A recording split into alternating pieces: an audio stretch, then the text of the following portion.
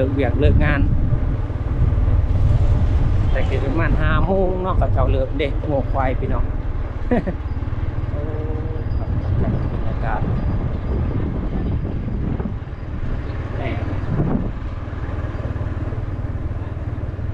โอ้วันนี้สนามได้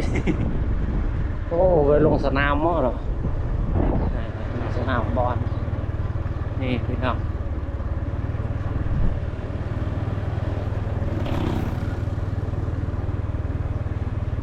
บ้านน้องควายไปซื้อๆเด้อไปซื้อๆลังเบิ่งกันให้ได้เห็นมดเนาะเขตนี้นี่บ้านเฮือนนี่ยังเป็นบ้านเฮือนแบบเก่าเนาะแบบเก่าสมัยตะกี้ไว้ง่ายซะคือจะเป็นเฮ็ดด้วยไม้เนาะนี่เห็นบอกเฮ็ดด้วยไม้แล้วก็ก่อขึ้นบ้านนี่เป็นแบบนี้เขตนี้เพราะว่าเป็นสถานที่เก่าแก่ดังเดิมเนาะอันนี้ก็จะเป็นวัดพี่น้องวัดป่าดงกล้วยนี่เห็นบอกเงินเจ้าเป็นเฮือนใหม่เนาะส่วนหลายเป็นเฮือนใหม่หมดเขตนี้เด้เป็นเฮือนใหม่หลังจากนั้นก็มาอันนั้นมาเฮ็ดเป็นซองสั้นเนาะไปทางพี่ซะนี่ว่าโอ้ยนี่ทางเข้าวัดบ่ ไปล้างเบิ่งพี่น้องอันนี้อยากให้บรรดาท่านได้เบิ่งเนาะไปเด้อน้องควายก็เป็นบ้านใหญ่พี่น้องบ่แม่นบ้านน้อยๆเด้เพียงนี่โอ้เพียงน่าก็เข้ามาครั้งแรกคือกันได้นี่ก็ได้ไปลองเบิ่งฮอดใส่นี่โอ้บ้านเขาเจ้านี่จะเป็นแบบนี้ได้พี่น้องมันเป็นบ้านดังเดิมเนาะเห็นบอกเงินสารบ้านซองเนี่ยคือกันโอ้เอี่ยวกับบ้านนี้ครับคือเนาะสุดมันเอี่ยวกับพี่น้องนี่เห็นบอกโอ้ยบ้านนี่คือว่าเป็นบ้านที่ว่าเบิ่งได้ยากได้นี่เป็นบ้านที่แบบว่าส่วนหลายก็จะเป็นเพื่อนใหม่เนาะเพื่อนใหม่นี่เนาะเจ้านี่เราเข้าได้พี่น้องเป็นเพื่อนทรงดังเดิมเนาะอันนี้คือกันเนี่ยดังเดิม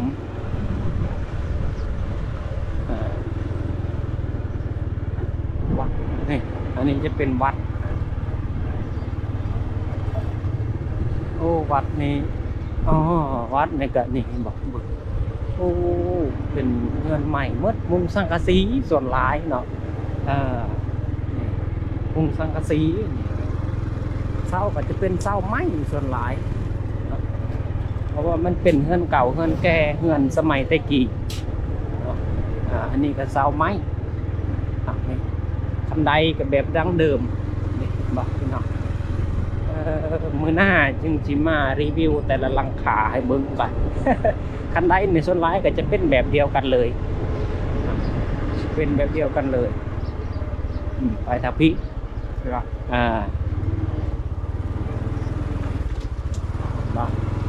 อันนี้ก็จะสอดไปทางหลักเสาเก่าเนาะเสาเก่าโอ้รถโอ้อันนี้พระเจ้าไปเอาดินต้นมะพร้าวสูงๆแบบนี้นี่อยากหาเบิ้งหยากแล้วได้นี่ค่อยได้มีแล้วได้ตามบ้านนี่โอ้ต้นมะพร้าวพี่น้องอันนี้ก็จะเป็นเหล้าเข้าเห็นบ่ฮัน อันนี้ก็แมนนี่อันนี้ก็เหล้าเข้า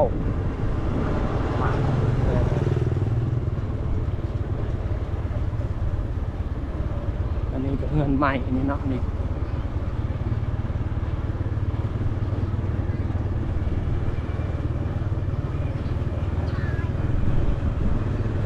เห็นบอกสไลด์ก็จะเป็นเงินแบบว่า รุ่นเก่าพี่น้องนี่โอ้บรรยากาศน่าอยู่เสียเหลือเกินโอ้โธ่นี่ฟูงงัวฟูงควายก็มีมืดเขตนี้เป็นบ่พี่น้อง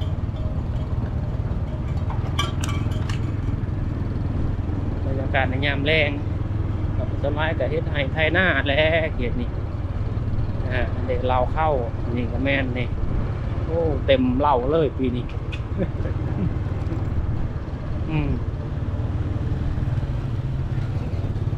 บรรยากาศ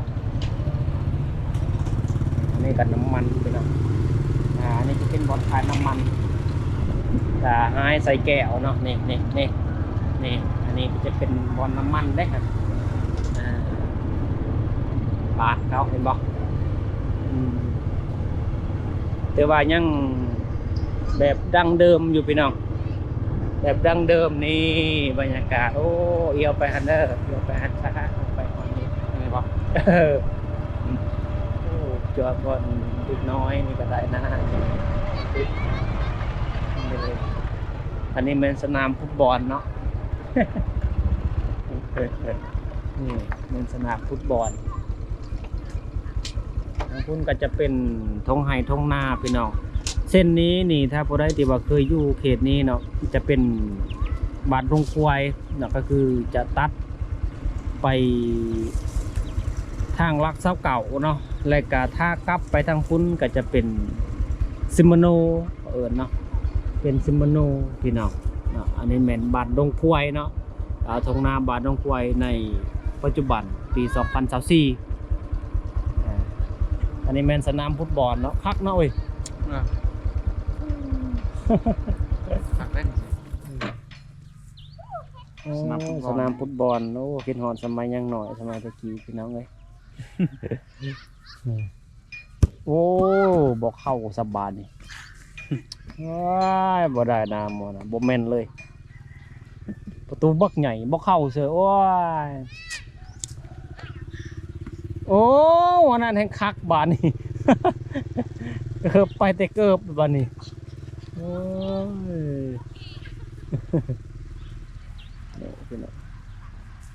บ้านเฮากับแบบนี้แหละ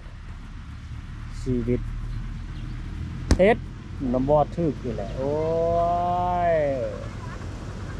เอาพี่น้องก็สิมาฮอดจุดนี้เด้อบาดนี้เอาไว้พบกันใหม่ใน EP ต่อไปอันนี้มาทายให้พี่ให้น้องได้เบิ่งเนาะโดยเฉพาะแม่นคนที่อยู่ขอบเขตเขตนี้เนาะแต่ว่าปัจจุบันนี่อาจจะบ่มีโอกาสหรืออาจจะบ่ได้เห็นเนาะบรรยากาศแบบนี้อีกแล้วนะก็เลยว่า